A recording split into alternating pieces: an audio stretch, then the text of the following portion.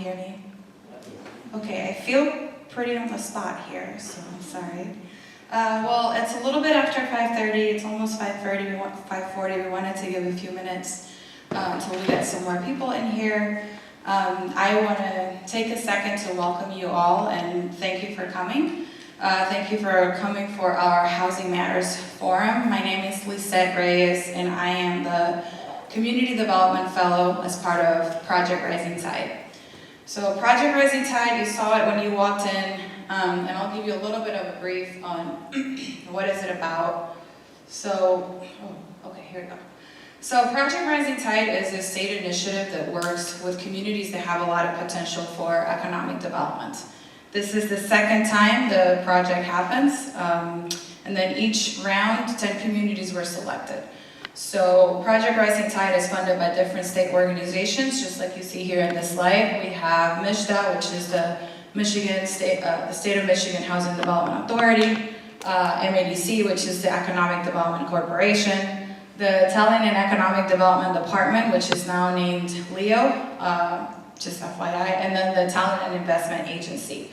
As part of Project Rising Tide, the communities that are selected to participate agree with a memorandum of understanding to, work with the consultants and kind of work with the recommendations provided. So the communities don't necessarily get money, they get professional assistance to figure out a better way to move forward. Manistee was already kind of up there for a little bit because Manistee is a redevelopment ready community, a certified community, which means it's ready to go with development. My role in all of this is that as part of Project Rising Tide, one of the learning experiences from the first round was that usually rural communities struggle with getting all these projects going and working with all of these consultants. So as a result of that, the cities participating got a fellow to work for the whole year of 2019 with the city leaders, with the community, and with the other consultants that are part of Project Rising Tide. There are 4 projects in Manistee. One is economic development. How do we work with all the organizations to get them closer to one vision and one path for economic development? The other one is branding and marketing. The third one is board governance. And then the fourth one is housing. I will give you a little bit of my brief story with the housing. The projects were already selected before we were deployed into the communities we were supposed to serve. But my contract was supposed to start sometime in November. Well, I am a young professional making, with a master's degree, educated, ready to go and work in economic development in a community. And it took me a month and a half to find housing in Manistee. It was hard for me because I didn't live here. I was gonna come for this contract and I couldn't be traveling all the time to look at the very few options available. So I use this as an example that while we might not see it, there is a housing shortage, there is a housing problem for all of those that, like me, are trying to move to the community to serve and assist all of you.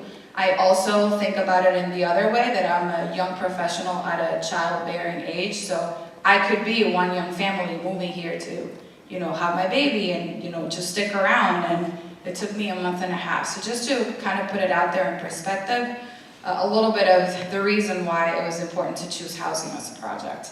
So the consultant that is working with us as part of the housing project for Manistee, it's named Sarah Lucas. You'll have her all night talking to you about the housing situation in Manistee, solutions that we're recommending to the city, some, good practices that other communities are doing, and, just talk about how can we move forward.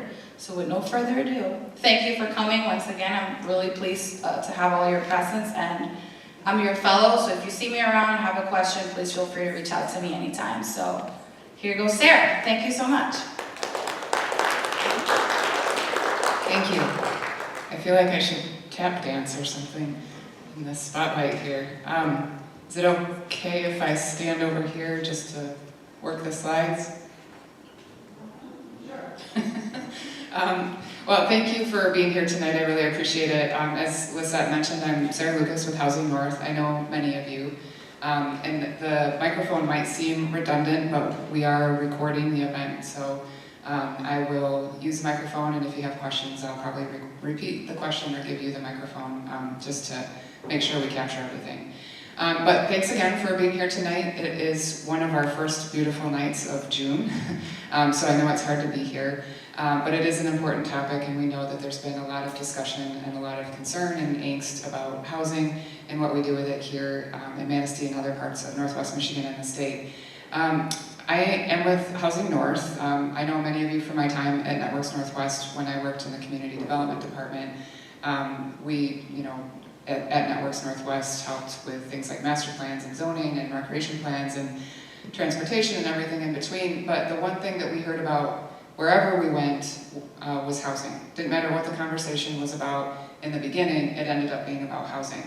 And as that's been kind of my area of expertise over the years, I have transitioned into this new role at Housing North, a new organization that was formed late last year to address some of the big barriers that we have around housing, primarily around communications and public support.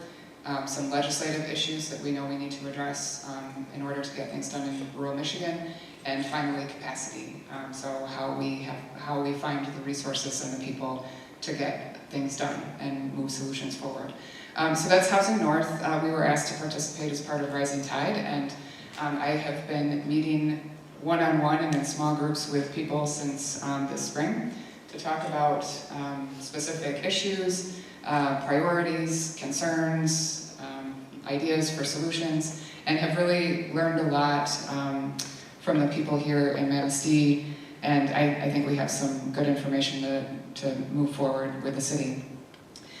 One of the things, though, that it didn't matter who I spoke with, I heard the same basic concern, is that there's not a real solid understanding of housing needs or housing solutions or the housing issue itself in Manistee among many parts of the public, among some decision makers, among businesses.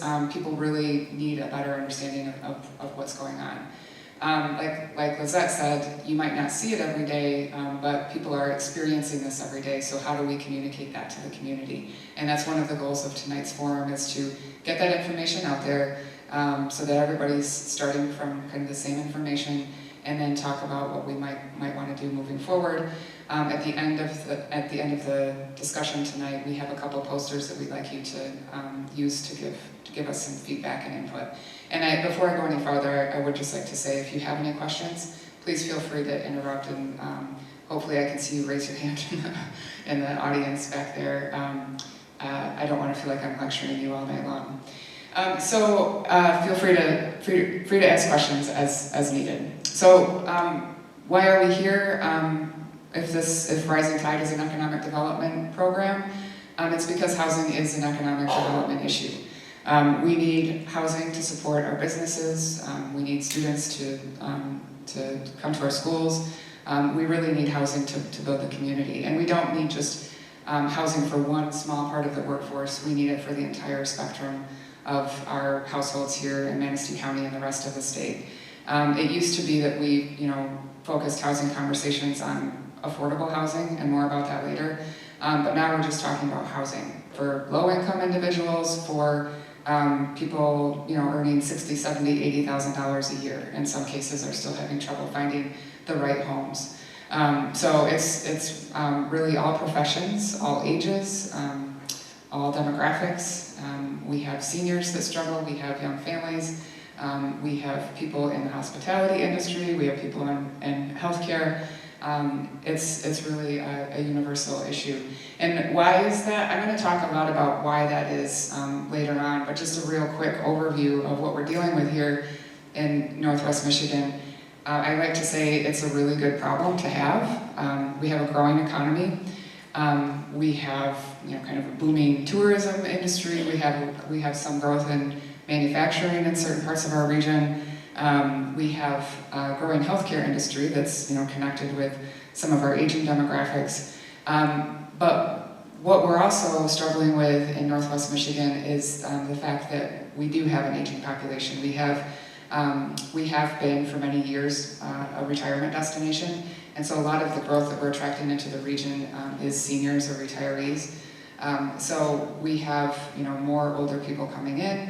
At the same time, the baby boomers, our biggest population demographic, are aging out of the workforce. And so we're not, we're losing workers in existing jobs, and at the same time as those people are leaving those jobs, we're actually losing people of working age.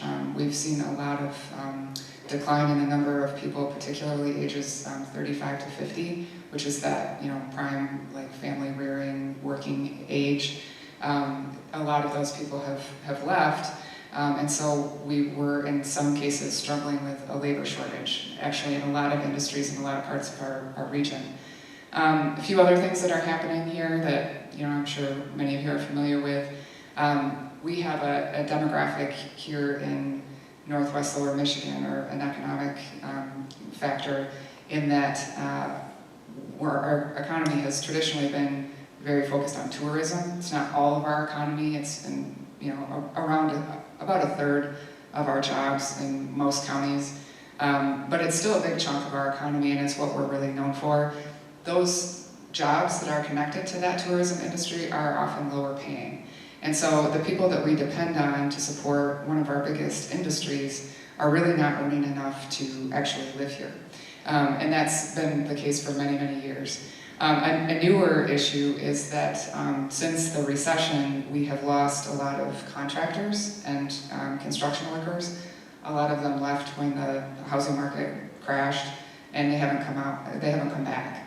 The Home Builders Association of Michigan has some pretty amazing statistics about the number of contractors that left and haven't come back to Michigan. So not only have we lost working families, we've lost the people that will build the housing that will bring those working families back.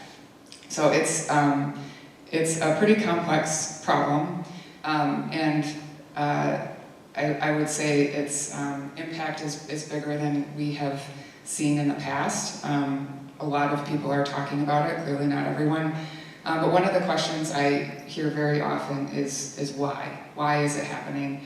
You know, it doesn't seem like things have changed that much. When I was young, I was able to buy a house. There should be starter homes out there. What has changed? So I'm going to talk a little bit about some of the reasons why. The biggest factor is just simply demographics.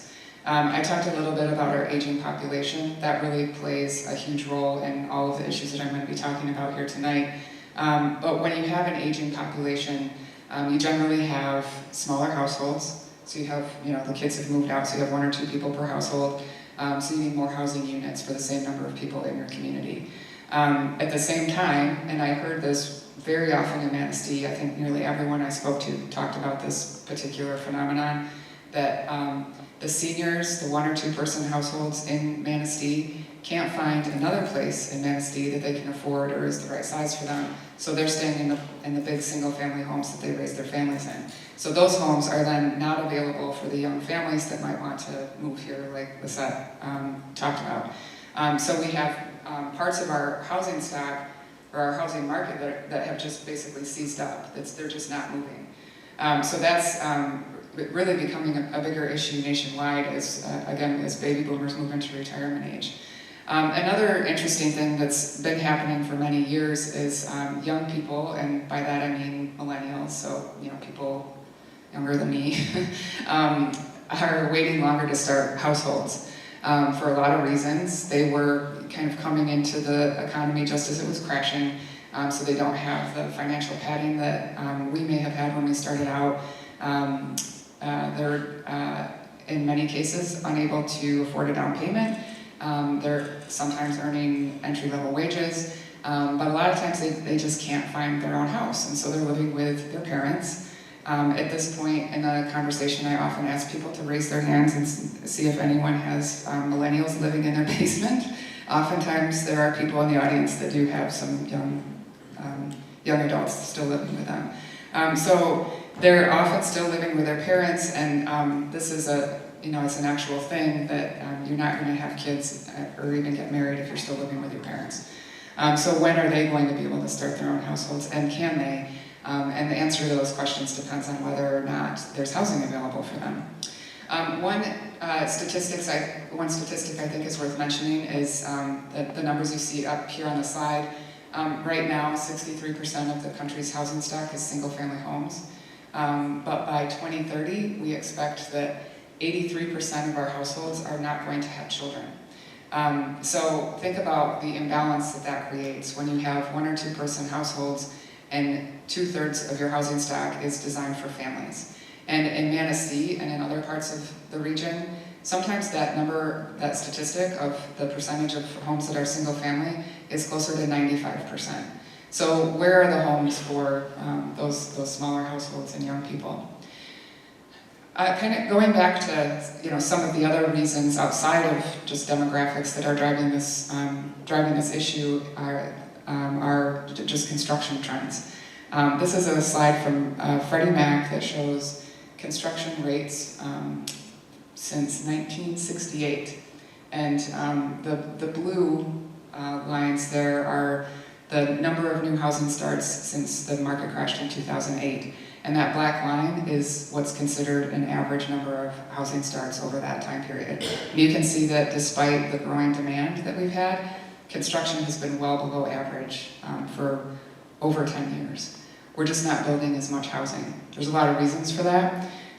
One of them is to do with financing. For a long time it was harder to finance housing projects, particularly multifamily housing projects. But we'll talk about some of the other reasons why construction has slowed down in a little bit. Another factor that I would like to point out as a contributor to this issue is short-term rentals and seasonal housing. We know that seasonal housing is an important part of our community and our economy here in Northwest Michigan. We depend on it in many cases. I talked about us being a retirement destination, a tourist destination. We actually, in Northwest Michigan, have 25% of the state's short-term rentals and 15% of the housing that's classified as seasonal in the state of Michigan. So it's really, it's really concentrated here in Northwest Michigan, which is good and bad. The bad is we have been taking year-round housing off the market to provide that short-term rental housing or that seasonal housing.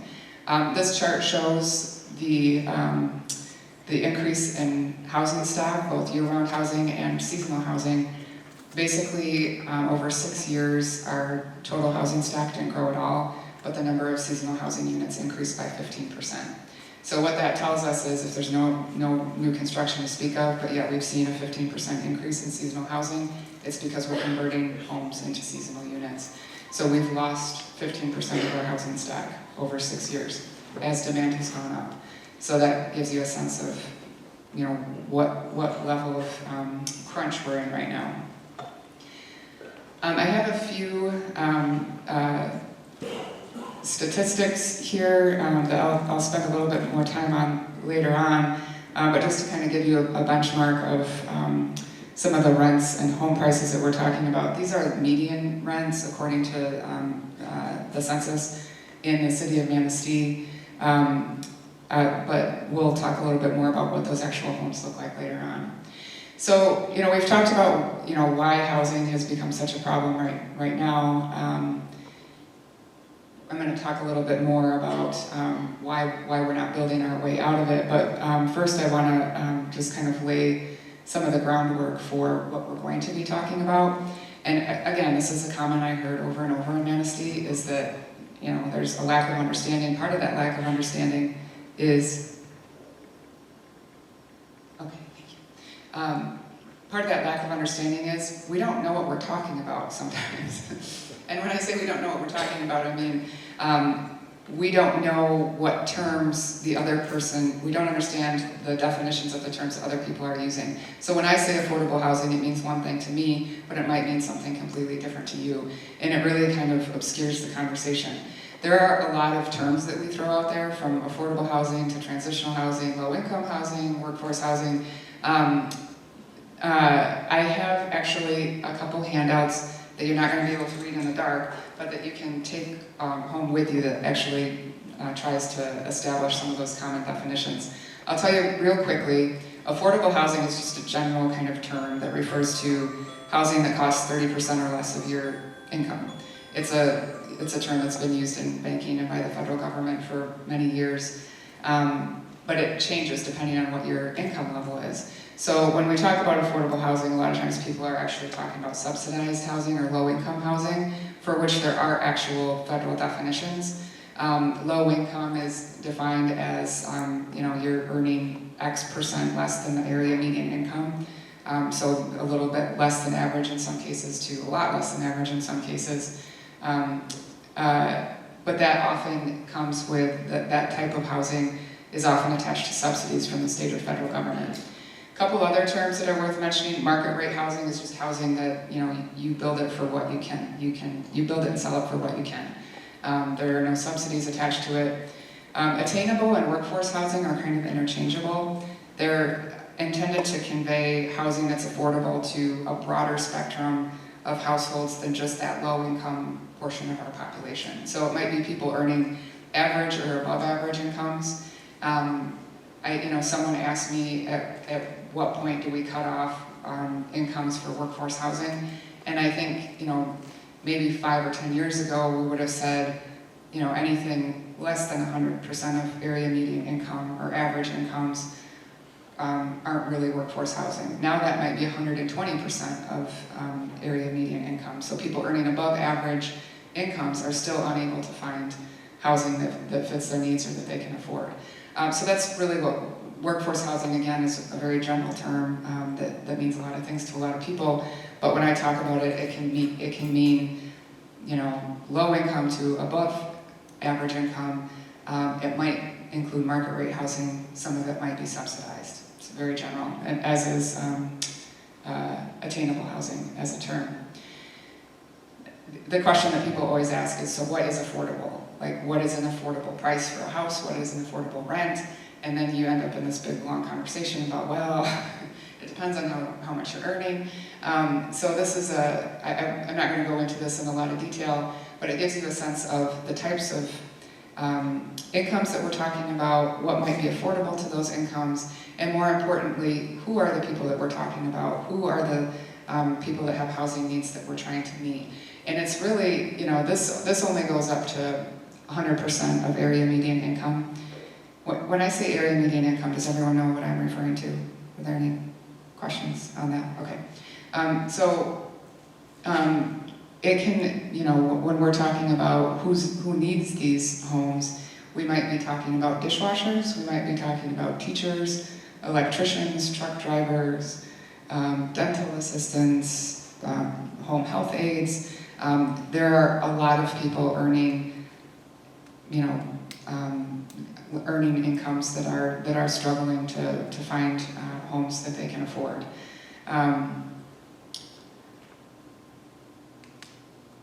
So to kind of break it down just in another way real quickly, to chunk it out a little bit more specific to Manistee, this chart just shows the top 5 industries here in Manistee: retail, manufacturing, accommodation and food services, construction, and other services. So you see a couple of the big ones are tourism-related retail and accommodation and food services. Those are the lower income jobs that I was talking about earlier, tied to our tourism industry, where in some cases you're only earning on average about $16,000 a year. So if you're looking for a home and you're a single person, you can pretty much rule out buying anything, but even to find a rental that you can afford is, I would say in most cases, impossible to do it on your own. So I am going to break here because we're talking about some specific economic needs here in the city of Manistee, and I'd like to introduce Stacy from the Chamber, who's going to share some information. You might want to, it's a good thing you have your sunglasses. Stacy's going to share some information about some of the things that businesses have been seeing here in Manistee relative to housing needs. Thank you. Thank you. I'm going to step over here so I can get away from the light. And I apologize, I don't know who's in the crowd, so thank you for having me today. I want to share a little bit with you about, we work a lot with the business community. Obviously, that's what the Chamber is supporting in the economic growth in our community. And we sat together about a year ago, and we're hearing from our employers that they needed a tool to recruit talent here. And so we sat around and, we're like, we need to put together a relocation guide. And why I bring that up tonight is housing was a piece that needs to go into that relocation guide. And I'll be completely honest, we sat there and we're like, what do we put into this? We're trying to attract new families here, professionals, and people to come in our community for our employers. And what do we put in this section? So we obviously focused on the positive, like North Channel Apartments, Jocelyn Cove, some other things that were happening in the area. And then we broke it down to regions so that people coming in the community, they could maybe look at certain regions that they were interested in living in. So I just wanted to share that piece with you because we brought that to, we started an HR roundtable group with our top 10 largest employers. So we passed out that relocation guide, we showed them, and we asked them, what is your, what are some challenges that you're facing on attracting workforce here? Obviously, housing comes up. So, the chamber's transitioning in and taking on economic development, and one thing that we are focusing on is housing. So I just want to share a couple things with you tonight. I talked to a teacher this week, so I'm going to share that story. But before I go into that, I also want to share, we are working with developers right now, and we do gather data on different, Sarah did a nice job, so I'm not going to go too much into that, about those different price ranges and what those, occupations look like and professions that need housing to stay here. Because if they can't live in our community, that means they might not come here, and that's detrimental to our worker or our employers. And then also, if they live somewhere else in Ludington, they're not putting their money here locally in our community, and we want them to stay here. And also that they aren't active in our community, because if they gotta go home and maybe their children are in the Mason County school system versus ours, that's not good for the overall economy. So I just wanna say that tonight, that when we are working with these developers, we're trying really hard to take a look at all that. And just as a community, we need to be open to that when these developers come into town to try to help us with the housing issue that we have, because we're all here because housing does matter in this community, and I think that we need to support that. And if anybody has questions on things, if you hear of a development that's happening, please feel free to reach out. We'd be happy to talk to you further about that. The other thing is, I just want to share this story about a teacher I spoke with, and they had a 2 to 3 month window, him and his significant other, to move here. They found jobs at the school system. They were very excited. They looked up Manistee. They were, gracious to be here. They had no clue where to look for housing. So I'm sharing this because I want, this is a reality that some of our workforce is facing right now. And they found a place to live, and maybe not what the market they're used to from downstate where they came. So they found this place, they stayed there, and then they moved somewhere else. Still not what they're really looking for, but they're at a point now where they're invested in their jobs and they want to buy a home. Now their challenge is finding a home in their price range. They can find one that's way above what they can afford, or they can find one, there's a couple that are there, but they're going to have put massive amounts of work into these homes that they're looking at. And that's that, $150,000 to $160,000 range that they're telling me about. So the challenge with that is these are young professionals that are starting careers in our community, that are, working. One of them's a coach. Actually, both of them are coaches. They're working, so they're invested in the community, and they want to do their job. They want to be active in the community, and they don't really have time to buy a fixer-upper, and maybe they're not that good at, doing that type of job in their home. So that's something that, we have to think about too. If they're looking at starting a family here, this is important that we keep them here. So I asked them, I said, hey, if you can't find something, how long are you gonna look for? Are you gonna stay here? And they said, well, it's gonna depend, that depends on our longevity. If we can't find something that we're looking for, yeah, we're gonna move. So, that's one story, but I want everyone to understand that that's what we're facing. And for our employers that are here, that's challenging, because we want to retain this talent coming into this community, because, these individuals are active in, putting kids into schools. We need to build up our school systems as well, amongst the many other things in this area. So I just share that tonight with everyone so that we can think about those stories and those people that want to be in Manistee, because they said they love it. They really want to have the walkability, some things they're looking at even downtown, having, hey, how could we have gotten a place downtown? And they said it looked kind of exclusive, or they had to know someone to be there as well. So those are just some things that are out there, and we just want to, keep helping this incoming workforce and our employers so that we can have a vibrant community. So, thank you.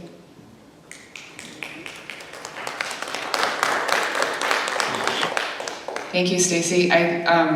Just to reinforce everything that Stacy said, and I know this is a little bit outside of Manistee, but Just last week, there's a young professionals group in the Grand Traverse area. They released the results of a survey that they had done of chamber membership, and to some of Stacy's points, nearly half of the young professionals under the age of 40 were considering or have considered moving because of housing costs. So think about losing half of your young professionals if you don't address housing needs. It's a very real issue.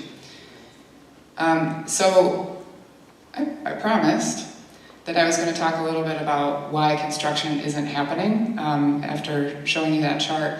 And I won't spend a lot of time on this, but as I think many of us have a general sense of what some of these issues are.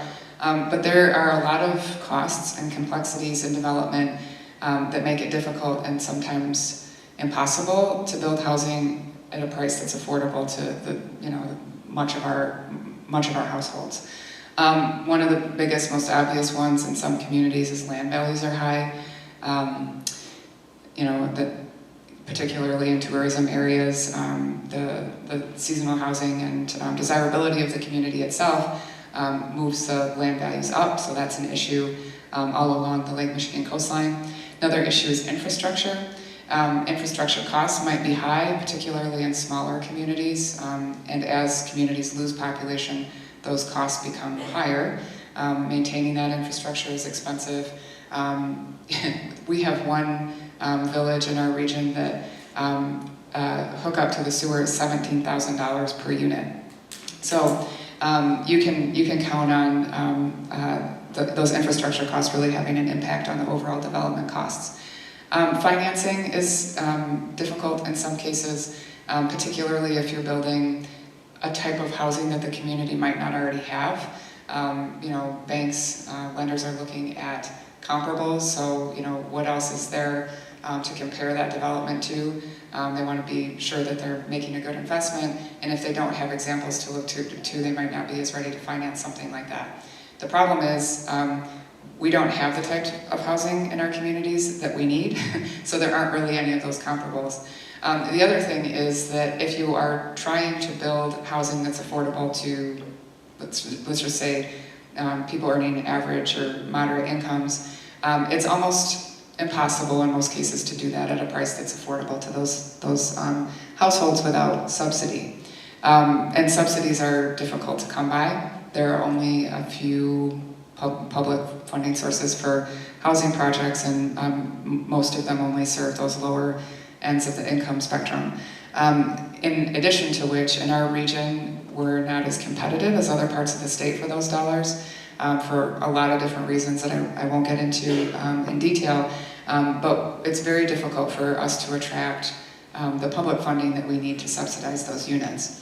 A couple other big things at a more local level. One is the construction labor shortage. A lot of the developers that I talk to will tell you, first off, that they're really busy right now.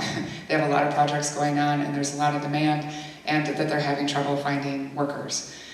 So if you're looking at actually building something, you have to be prepared to wait. So we often end up in housing conversations talking about workforce development as a part of that problem.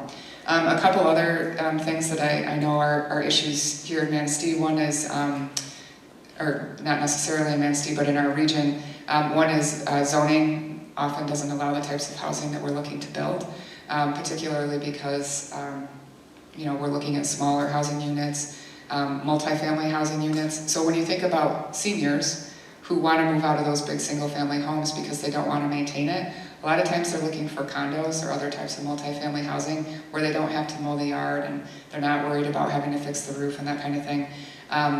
That type of housing often isn't allowed because of zoning, or it's only allowed in certain parts of the community. And so if you're going to build something and you want to do it fast and you want to do it inexpensively, going through a big process with a community to change the zoning ordinance is not really where you want to start.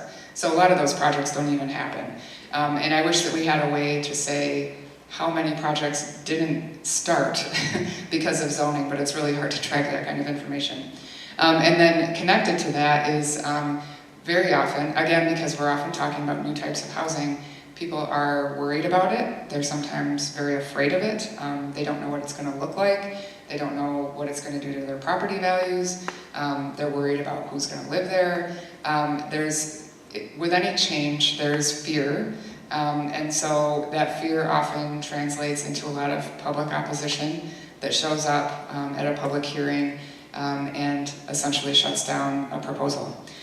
So that's a much bigger part of the housing development process than I think a lot of people realize. It's in a lot of cases ground zero, because if we don't have public support for these housing projects, it's very difficult to get them approved.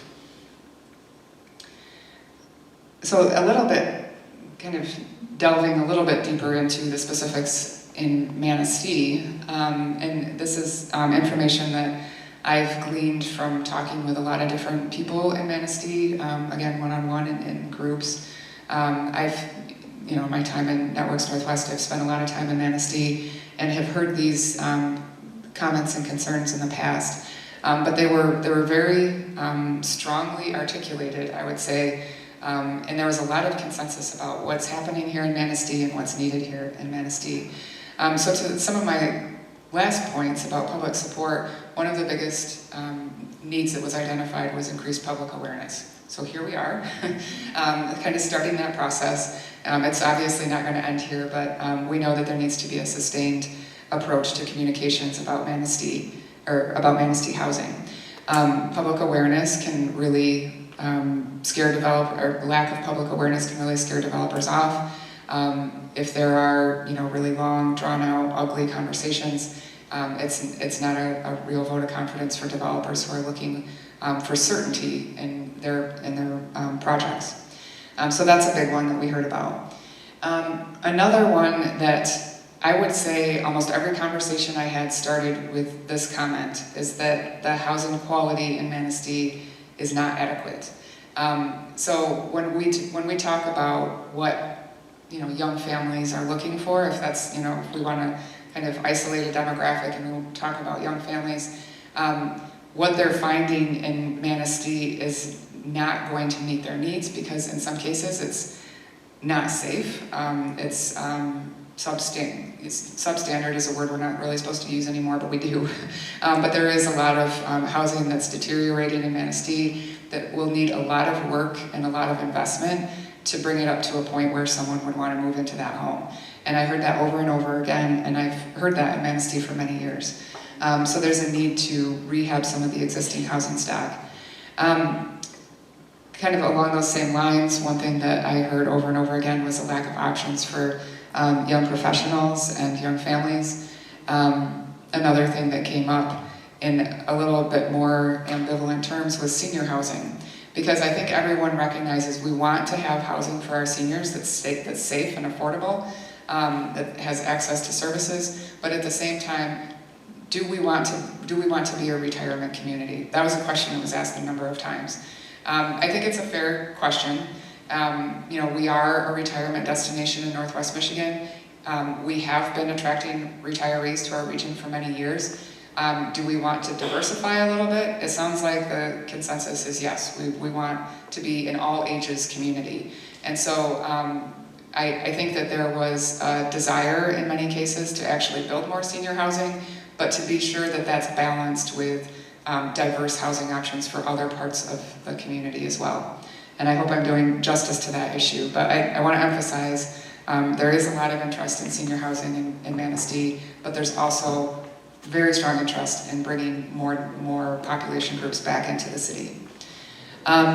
There was a lot of talk about that whole spectrum of housing, that we know that we need to house the most vulnerable people in our community, and we also need to have housing for doctors and nurses and other professionals that have moved here to take a job and can't even find a place to rent. That's a story I hear in every corner of our region.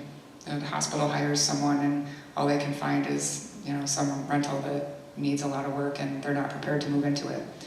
And so kind of putting a bow on all of that, I think people see condos as being an important option to address that diversity of needs. So condos for young professionals, for seniors, for empty nesters, for some of those professionals that may or may not be staying here long term. We've actually done some research over the years, and we'll continue to do research on more specifics about what people are looking for, not just in Manistee, but throughout the region. This is the market analysis that was done in 2014 for all the communities in our region. And I forgot to mention, almost all of the slides that have numbers on them, I have as handouts here that you can pick up on your way out. Anyway, this is the market analysis that was done. I won't go through it in detail, but what it shows is an annual market demand, or an estimate of what an annual market demand might look like in Manistee. And for incomes from $19,000 a year on up to $92,000 a year, there's a potential demand for about 93 new rental units per year. And 63 new ownership units per year. So that's a pretty significant number because that's annual since 2015. And when you think about the amount of construction that has not happened since 2015, and that demand has been there and been building over all those years, we have quite a bit of backlog of demand. And I would like to just make a note that there have been specific market studies that have backed up that market study. So we know that there's some weight behind that. This is just kind of as I was looking at homes that some of those different income levels might be able to afford in the Manistee area, this is a sampling of what I came up with. So for 4 of the 5 top industries in Manistee County, people are earning on average about $35,000 a year or less. So if you were looking to buy a home and you were earning that income in Manistee County, your options aren't great. I was surprised the number of times I saw the words bathrooms, 0. So I know that some of these are hunting camps. Some of them are, single wide trailers from the 70s or 80s. Some of them are very small. It's not intended to be statistically representative of the homes that are for sale in Manistee County. But if you're working in, one of Manistee's top 5 industries and you want to buy a home and you're living on your own, you don't have many great choices. So we need more housing, and it can be kind of difficult to talk about housing because I think the sense is that we need more housing, so let's just build it. And why aren't you building it? And why aren't they building it? But then the question is, who is they? Where are those expectations targeted? So anyway, we need more housing. Why aren't we building it? I talked a little bit about some of the reasons why, some of the barriers that are out there. But I think just to get into a little bit more detail on some of the community perception issues that are holding us back, there are some very specific things that come up whenever you talk about housing. And it doesn't matter what community you're in, and it doesn't matter how many people say they support affordable housing. When there's a project proposed, some or all of these things are going to come up.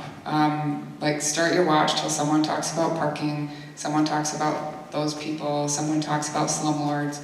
So those community perception issues are real, and they can really derail an approval process for a project.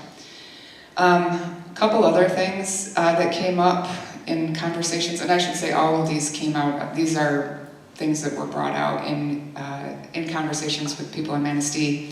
A couple of the other things that were talked about include the lack of a clear vision for what Manistee wants to be, quote, when it grows up. So again, kind of going back to that senior housing issue, do you want to be a senior housing community? Do you want to be a retirement destination? Do you want to be a retirement community? How do you see yourself in the future, and how do you prepare for that future? So I think there's a sense that there needs to be more of a cohesive understanding of the direction that Manistee is going in, so that people can understand that new housing is a part of that vision. Because if you want to have a diverse economy, you want to have schools that are viable, you need a diverse population.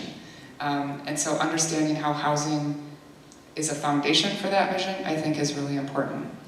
Another thing that came up often was some concerns about the tax base and how that's understood or misunderstood in terms of new housing.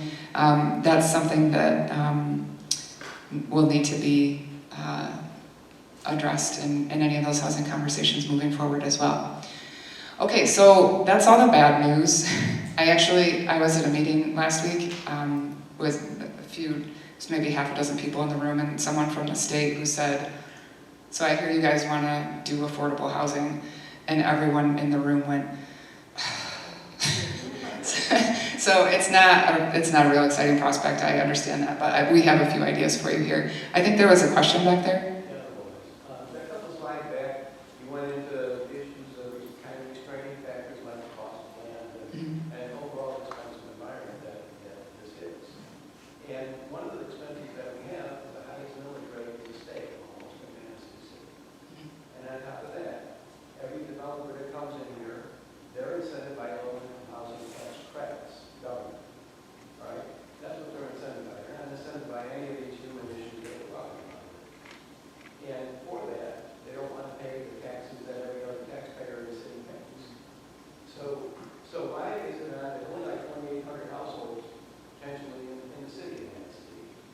And those 2,800 households are supposed to then pay up more taxes and have subsidies to support this. I mean, it's expensive. So really, the issue should not be how do we build the bottom? How do we build the top? How do we bring more better jobs into this place that can actually pay for employees? And I'll make an example. If you look at Silicon Valley, most of those people are 12,000 miles from home that are there, and they commuted there because they live in an apartment and they got a job, $100,000 a job. That's what people should be focusing on, not how do we fill in the bottom and fill up the people that have a hard time. They're having a hard time getting a basic job. Manistee needs new industry. And there's conversations I've tried to have with people around here. Nobody can tell me what the electrical utility, for instance, will guarantee as availability, reliability, and capacity of their electrical grid. Nobody in the city knows that. Same thing with the internet providers in town. Nobody knows what they provide. I know there's a state program going on to get internet to the rural communities, the farms, and the dispersed people. But nobody can talk about the backbones and to attract real business here, new business. It's not about manufacturing. It's about information workers and maybe call centers, that sort of thing. And they require power and internet. That's what they require. You can't have a conversation with anybody like that unless that problem is solved. And I would say that you also can't have those jobs if you don't have the people, and you won't have the people if you don't have the housing to attract them. And that's the issue that we've run into over and over again, is not that there's not enough jobs, but that there's actually job openings that are going unfilled because they can't find workers. And I'll tell you an example from a manufacturer that I know of that this was last year. They had a contract on the table for $4 million. They were offered a $4 million contract. It would have required them to hire 10 to 12 new people, and they were considering turning it down because they knew that they would have to recruit those people from out of the region, and they knew that those people wouldn't be able to find a place to live. We're talking about people that are earning $20 an hour. So it's not just what we think of as traditional infrastructure that we need for those jobs and those industries. We also need human infrastructure, and we need housing for those people, and I think a lot of businesses will tell you the same story. I would like to add a postscript to that story, that the first time I heard it was in September, the second time I heard it was in October, and by October that contract amount had gone up to $8 million. So it's we're talking about housing that can impact our economy at that level. We're talking about $20 an hour jobs. We're talking about $100 an hour jobs. Yes. Another response to that is that every community in this state, every community of any size throughout the United States is looking to create a new business that's going to bring in $100,000 a year salary. The reality is that that's not happening. And you can go, I come from the used to be a mantra of the Chamber of Commerce. You know, we want to bring in new business. All of a sudden, about 2 decades ago, there was a realization that all we're doing is competing against each other. One community in Michigan competing against another. None of them are being successful. What we really need to focus on are the existing businesses within our communities. Help them grow, help them survive first, and second of all, help them grow. And really what we're talking about is providing one of the key components to allow those businesses to survive, attract young people and intelligent and important people to their businesses. Number two, to help them grow. The whole idea of trying to attract new businesses is a smokescreen. It doesn't work. We have 5G service now that's available to us. The idea of having a strong internet base is here. Governments used to last 4G service. It would be 10 years or 15 years before they get any more. Here, we've already got 5G service. If somebody of an entrepreneurial bent comes along and figures out a way of making use of that, all right, they're going to do it. It isn't going to happen because the Chamber or any of us are out here trying to promote it. It's going to be because of entrepreneurial creativity that exists. But our obligation as residents of the area is to support the existing businesses. And if they need whatever they need, whether it's housing or some other component, it's our obligation to try and work as hard as we can to make that happen. Okay, thank you. I just want to be mindful of the time at 6:30, and we do want to make sure we have some time for questions. So I'm just going to kind of run through a little bit more information, and we have some posters outside where you can leave additional comments if you don't get a chance to ask your question or make your comment in the discussion. So a few things that we're talking about with Rising Tide. We have a report that will be shared with the city later this summer. Obviously, one of the big priorities here is housing rehab. It's a tough nut to crack anywhere in Michigan. There aren't a lot of programs available to help move that along. There is something called the Neighborhood Enterprise Zone that might be helpful in Manistee. Basically provides tax incentives for people to rehab their properties. There might be some new loan products that might assist. Some blight remediation efforts have helped in other communities. And there are some limited grants for neighborhood improvement activities. So we'll be getting into more detail in the report on those recommendations. Under communications and awareness, we talked about conducting a housing campaign to have more of a community conversation about some of the needs and issues that are out there. Housing North is going to be launching a region-wide campaign later this fall, so that might be able to support some of what Manistee is doing.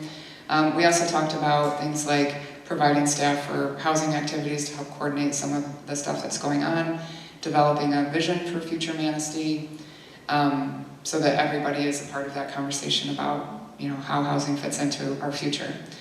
Under new development, there are some options for locals to incentivize development through things like the Land Bank Authority, through Brownfield Redevelopment Authorities. DDAs have been active in some communities in exploring and supporting new development in different ways.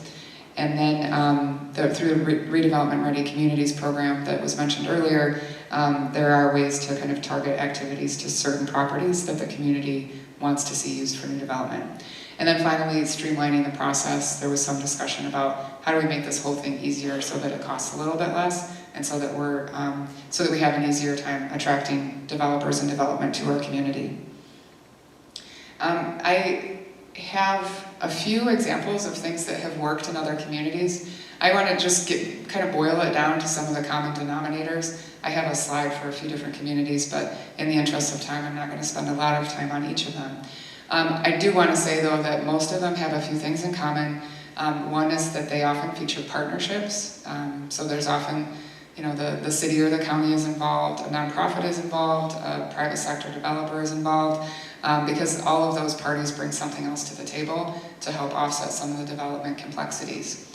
Another thing that's very common is that successful projects are using land that was donated or sold at below market value, or they might have, you know, just sold it to get it off the books or something.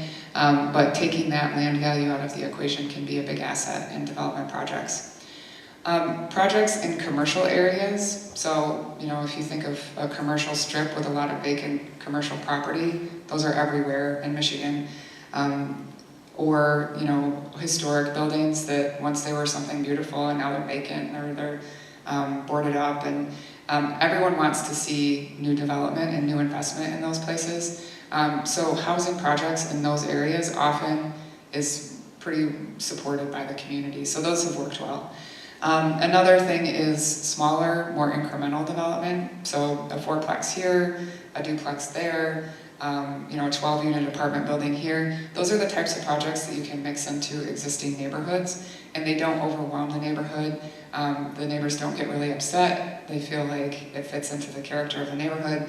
That small incremental development is really becoming a big priority for a lot of communities that know that they're competing for developers. I mean, they want to make smaller scale development possible. And then finally, projects with subsidy or incentives. So things like the low-income housing tax credit program have been really successful in bringing new housing units to our region. I'm going to come back to this and just kind of blow through some of these examples.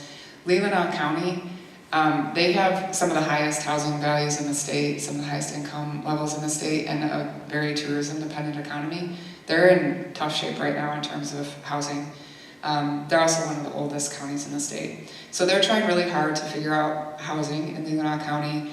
They have an all-volunteer nonprofit that has put together a project in Northport. A resident donated some land, and they've used a combination of land bank authority tools, which is a land bank authority is an entity housed at the county level. So they've used land bank tools in combination with loans from a community development finance institution, or CDFI, which is a nonprofit bank essentially, to put together a 4-unit project in the village of Northport. So that one is, I think, a great example of doing something with nothing, because there really weren't a lot of resources to begin with. Traverse City has a few projects that I think are notable. One, I mentioned earlier the Neighborhood Enterprise Zone as a potential solution for home rehab. They established a Neighborhood Enterprise Zone on 8th Street, if you're familiar with Traverse City, about 10 years ago. And shortly after it was established, nearly every home on that street, or on that particular block of 8th Street, was improved at some level. So that really made a big difference. It also provided some incentives for new development on city-owned land. The city sold the land. A couple of nonprofits purchased it with a grant from the County Land Bank Authority. And then they built over, I think it's like 32 homes. The top and bottom photos are photos of those homes. They're beautiful. They're all occupied. There are some market rate units in there. It's right in town. It's energy efficient housing, so it checks all of those boxes. But it was a very complex project. It took a long time, and it required a lot of partners. So you just have to be patient with these things. And then finally, the Grand Traverse Commons, the old state hospital. You're probably familiar with all the commercial uses and office space and high-end condos that are in there. But there's also, I think, 60 affordable housing units in there that were built with housing tax credits. Charlevoix is really taking a hard look at its zoning ordinance, and they're looking at changes that would allow that incremental type of housing that I talked about earlier. The shorthand term for that is the missing middle. So all that housing stock that we're looking for our small households that's not there, that's the missing middle. We don't have it in a lot of cases, except in older neighborhoods. That strangely, this was allowed back in the day, and it's not allowed anymore. So all of these photos were taken in Charlevoix. It's accessory dwelling units, so granny flats. They're single homes that have been converted into duplexes or 4-unit apartments. And it's Charlevoix. The property values seem to be holding up pretty well. And they're looking at how they can add more of that and encourage more of that type of activity. The other thing they're doing is looking at city-owned land to use for housing development. So I think I have a slide that I want to go back to.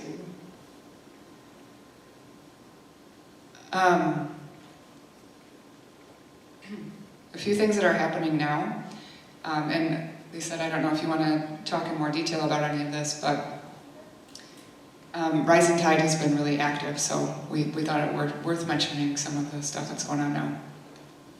Thank you, Sarah. Well, I'll make a brief comment about this. So just like I said earlier, Rising Tide is all about, how do we get the community together? How do we get the different organizations and leaders in the community to go in one direction?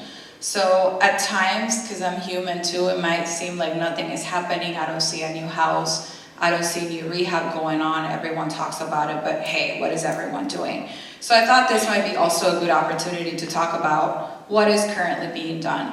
Manistee has a very, active, quick responding planning department, and most of them are here today, but we're actively working with the planning department to see how do we look at the zoning ordinances that if they require to be adjusted for better housing.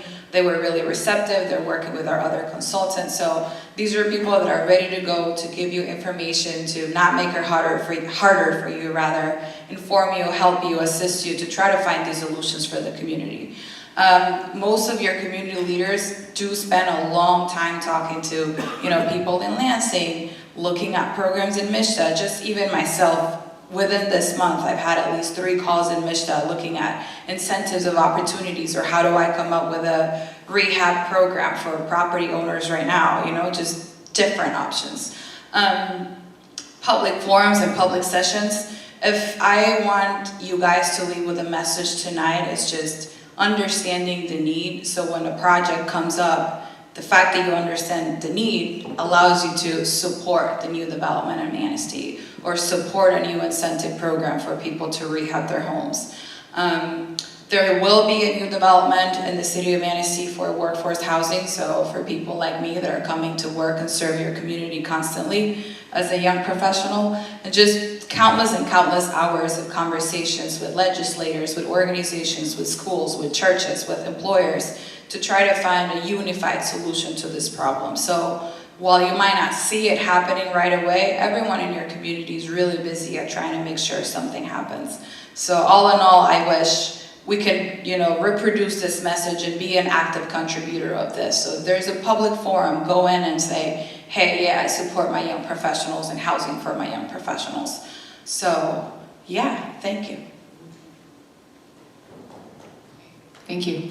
I would just like to add to all of that in a conversation with some developers who work nationally, they do big urban projects, they do rural projects. Last week, one of the things that they said, I actually asked what the biggest barrier was to development in rural areas, and without missing a beat, they said capacity. Rural communities need more staff, and so I think that Rising Tide really brings some of that to the table.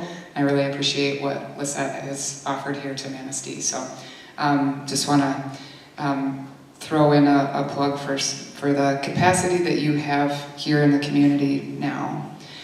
Okay, so what next? I mentioned that we have a report coming out this summer. We'll be sharing that with the city in July and August. I talked a little bit about the campaign. We're going to be launching that in the fall. And then if you want to get into any more detail on any of this stuff, we spent a whole day talking about it in October at the Northwest Michigan Housing Summit. This year it's on October 18th. We send out some registration information in August, so you can sign up for that if you're interested. But right now, tonight, we would like to take some questions and comments. And then we have the list I showed a couple slides back of some of the recommendations that we will be exploring with the city. We have that on a poster outside. We have stickers, so everyone gets 5 stickers, and you can prioritize each of those recommendations with those stickers. So if you really like one activity, you can put all 5 stickers on that one activity, or you can spread them out over multiple ones, however you want to do it. And then if you have things that haven't been covered tonight that you want to share with us, we have another poster where you can write on Post-it notes and stick it up on the poster. Yes?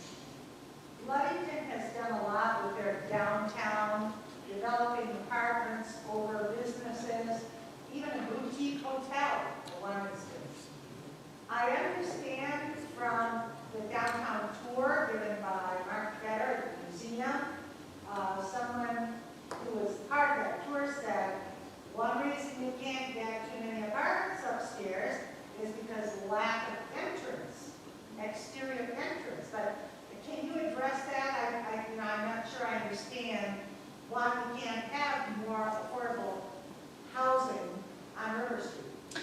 Well, I think there's a few reasons for that. I can't speak directly to the exterior entrance requirements. I do know that sometimes it can be difficult to rehab historic buildings to meet current codes, and so that might play into it. But you know, there are programs to kind of encourage that type of development. It sounds like Ludington might have been a part of one. The state has what's called a rental rehab program, so they'll give you a grant up to a certain amount if you're adding new rental units into a downtown building. And I understand that that was explored here in Manistee. There is still an expense to the property owner, so it has to make financial sense for them. But that's a great point. Sometimes DDAs are some of the biggest drivers of housing activity. You know, the Traverse City DDA has been really active. The Charlevoix DDA, they can use you know, a number of tools to support some of that activity. I will also Yes. be very happy in sharing with you later some of those resources if you'd like to. I'll find you afterwards. Okay. Thank you. Any other questions? Yes. Just a comment on downtown, and it's very important for Manistee to maintain its historic district, and the reason for that is that makes it a destination. It's something that's unique in the state, and we don't have to solve it. He stated that it was one of the few, in fact, downtowns in the state of Michigan. And we have to be mindful of people that want to put buildings down there that are sensitive to a historic district.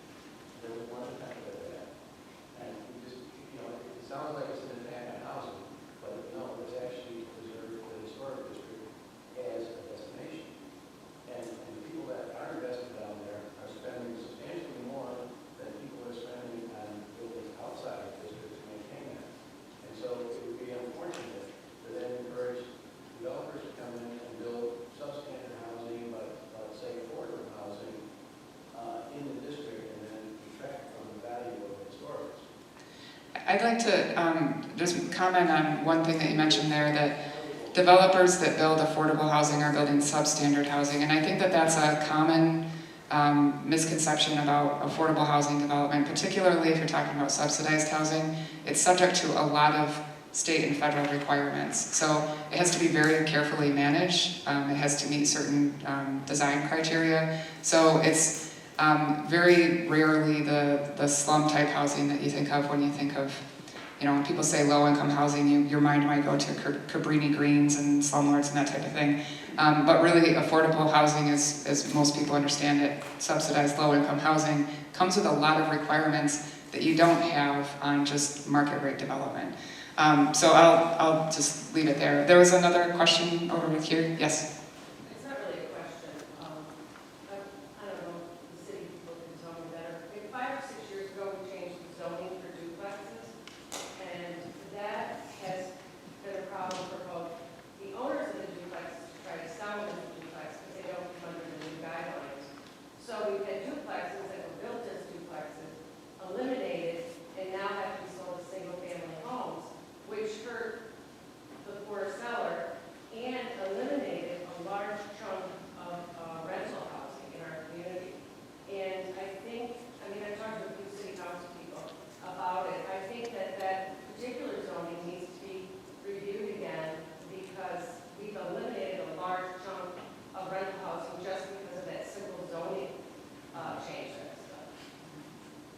think that's fairly common, that a lot of things were done at one point, and then the zoning changed another non-conforming. So accessory dwelling units are a great example of that.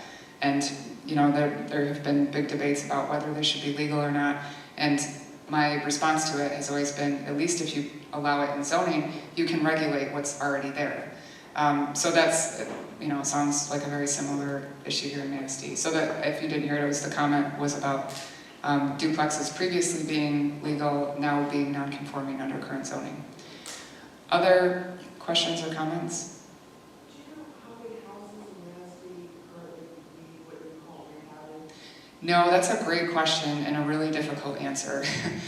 It's you know, we could spend all day talking about the minutia on that, but the census is how we track most of our housing units. And the standard is you look for housing that, according to the census, doesn't have a complete kitchen or doesn't have a complete bathroom. And that's a proxy for being substandard housing. In reality, we know that there are so many other problems that can make a home substandard. So really the only way to do it is what they call, you know, a windshield survey or a housing needs assessment. The city of East Jordan just did one. They got a grant to do one, and they went through block by block, house by house, and basically graded a home based on certain exterior criteria. It takes a lot of time, but if you're, you know, it's a concern here in Manistee, it might be something worth exploring, because then it gives you a sense of, you know, what kinds of dollars are needed to address that issue, and, you know, whether you might be able to apply for funding to deal with it, that sort of thing.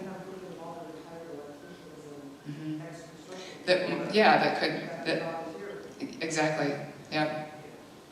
Cherryland Electric up in Traverse City just started a new program. I don't know if you've heard about it, but they're doing home rehabs that will improve energy efficiency. And some of the homes that they're talking about are just basically like borderline unlivable. So they're doing these improvements, improving energy efficiency, and then that savings to Cherryland Electric is repaying their expenditures. It's an interesting model.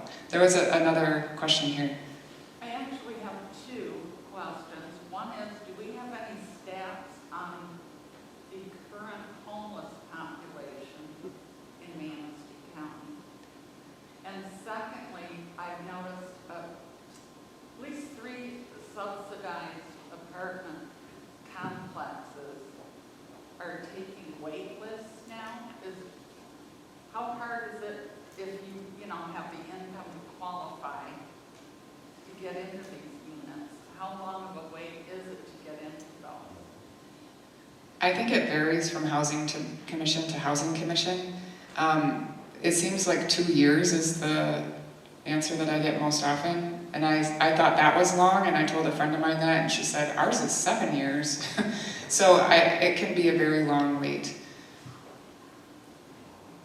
I don't have the stats on homelessness, but if there's someone here from the continuum of care that might know that, they do what's called a point. Safe Harbor is closed for the season. Mm-hmm. It seems it would be easier to get those numbers, I would think. They do what's called a point in time count every winter, and I don't know if anyone has that number. So I'm from Echo, His Love. We operate the Safe Harbor in the wintertime, so I can give you some statistics on that right now. We're averaging in the 30 to 35 people per winter that we're serving, and that's not just adults, that's men, women, and families with children that are literally homeless. When we're doing our homeless counts at the point in time count is only counting those that are literally homeless in a car, in a trailer somewhere, in an uninhabitable place or in a shelter, not counting our doubled up. And that's usually around a 60 to 75 mark on that one given night that they take the count around the county. You could probably double that, if not more, the number of families that are doubled up in housing.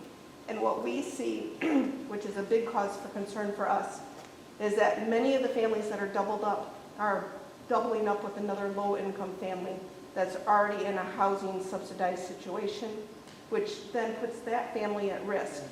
Because that family that's already subsidized has a 2-week window that they can have guests for the year. And when you double up with your friend for more than 2 weeks, you're now jeopardizing 2 families.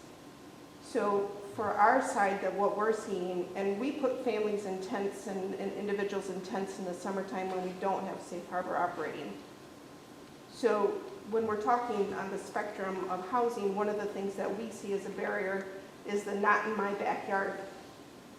We all recognize that we have them in our home, in our community, but when Traverse City went through placing safe harbor in a permanent location, the battle that they saw was, we don't want them in our backyard.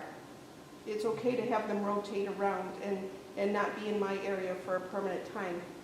But we have to get to that part where we recognize that the stigma of being homeless doesn't constitute who they are as a person. Their income doesn't define their value and worth as our community citizens. And we need to get to the point where we recognize and respect them for the individuals they are and give them a chance to be a productive person in our society. We have a 70 to 80%, excuse me, 70 to 80% success rate in getting our safe harbor guests housed from the time they enter in November to the time we close in March, because we work alongside of them. That being said, we get housing choice vouchers, which are a great thing, which is the new subsidized Section 8 vouchers. But we can't find houses to place those individuals with those vouchers, and those vouchers will follow them. So often we have to send them out of our community, which means their children leave the community, they now have to find a different job, and so we've placed another barrier in their life. So, Are there qualifications for those vouchers for the homes that they are placed in? there are, because they're MSHDA is subsidized and federal subsidized, so those houses that are qualified have to meet minimum standards of living. And that's where we run into some of our problems. So, yeah, we can't solve homelessness until we solve housing. Right. That's clear. Yes. I have a friend who moved here as a young professional in her 30s about 4 years ago. And she said, she was from out of state, and she said she wished that there was the tiny house movement going on here. And I just wondered, I don't know about state regulations of tiny houses, but I know that a lot of people are leaving the trailer parks, mobile home parks. I'm just wondering, is there something, is that a possible solution for some who like that idea, even if it's only for, the first 10 years of their young professional life? Yeah, there's been a lot of discussion about that, and there are some challenges in actually building it, getting it on infrastructure. A lot of times what we find, people are often disappointed to find that per square foot, it's more expensive than typical housing. So it ends up not being as viable as people think. It might be a solution for some people. Back in the day, I don't know, does anyone know what I'm talking about if I say Katrina cottages? Yes. Yeah, so everyone wanted to do Katrina cottages. They're really cute, they come in a kit.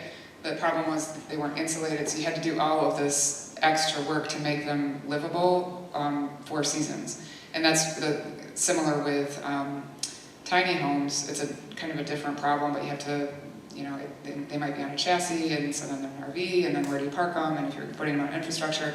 So there are some regulatory challenges associated with them. More than that, though, I think it's just ends up being a cost issue. And, I can see them being useful for like the seasonal workforce. That's something that we haven't even talked about tonight, but it's a huge thing all over our region. Those seasonal workers, where do they stay? So like on Beaver Island, they were talking about maybe we do tiny homes for our seasonal workers, and something like that I think is a good application for them, if you can find a place to put them. But the ones that I know of that have actually been built, I mean, they're selling for $275,000. So if you're going to spend that much money, why not buy a regular house? Any other questions? Yes? Yeah, I just moved up here from East County. I also had problems trying to find anything. It seems like the only houses in Manistee were the same ones I saw when I graduated in 72. I had no idea if there's a new one built in Southern condos. But most aggressive group that was putting in rehabs and new housing was the land bank down there. Do we have a land bank here? I know they were one of the tops in the country for what they were doing, but Yeah, they do a great, the land bank authorities have some really incredible tools. Manistee County has a land bank, but it's, yeah, so it was, It was built on the basis of the light to handle first. I think housing will become, quick pieces. yeah. I can speak to two things that the land bank just did in the last month, if you're interested. The land bank was newly formed, and within the last month, the land bank approved the acceptance by the county of 2 pieces of property, one that will be immediately donated to Habitat for Humanity for a build there. And I believe that was in East Lake, if I remember correctly, but don't quote me on that. And then the second one was a property that had fallen off the tax rolls for a variety of complicated reasons having to do with lousy mortgage companies. But the family had been continuing to pay their mortgage on that property, so the county will then sell that property back to those homeowners so that they will be able to stay in their home. That's great. And those are good examples of how land banks can be used. They often will donate land. It seems like Habitat for Humanity is a common nonprofit. The project I talked about in Leelanau County, they used some tax foreclosed property as a donation, but they also took in property that was donated so that they could apply some of the taxing tools that they have to that development. So there is a lot of potential for land bank authorities. They've been really active, so it remains to be seen how it's used here. I think we're at 7 or a little after 7. Are there additional comments or questions? Okay. Well, I would just ask you to share your thoughts and votes with us on the posters out there. And thanks again for coming out on this beautiful June evening.